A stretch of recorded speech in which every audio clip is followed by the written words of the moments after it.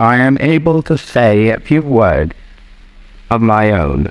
I have never wanted to withhold anything, but until now it has not been constitutionally possible for me to speak.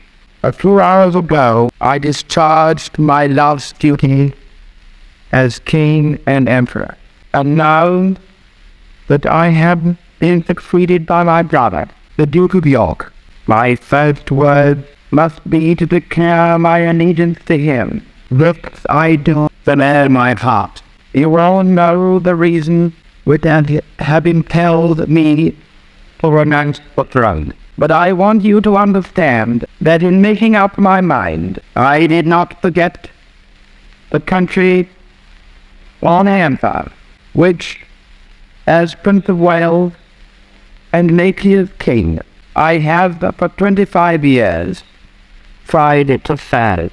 But you must believe me when I tell you that I have found it impossible to carry a heavy burden of responsibility and to discharge my duties as king as I would wish to do, without the help, the support, and the woman I love.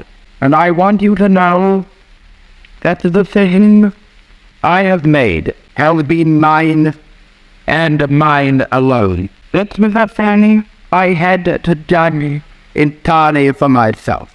The honor party, most nearly confirmed, has tried up to the last to persuade me to take a different course.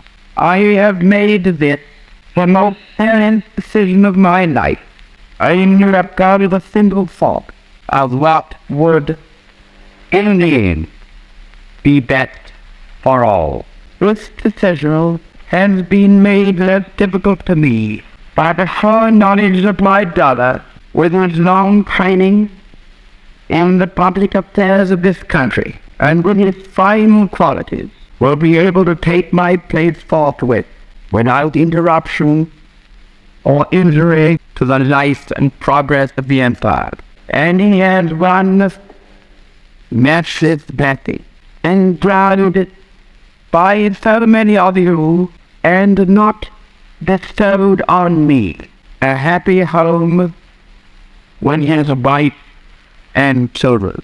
I have been comforted by Her Majesty my mother, and by my family. The Minister of the Crown, and in particular Mr. Baldwin, the Prime Minister, have always treated me with thorough consideration. There has never been any constitutional difference between me and them, and between me and Parliament, made in the constitutional tradition by my father.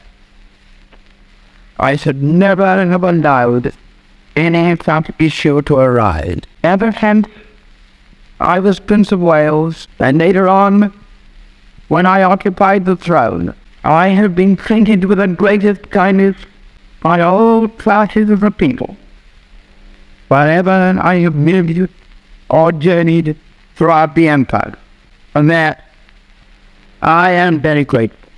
I now quit altogether public affairs, and I lay down my burden. It may be some time before I return to my native land, but I shall always follow the fortunes of the British race and empire with profound interest. And if at any time in the future I can be found of service to His Majesty in a private station, I shall not fail. And now we all have a new king.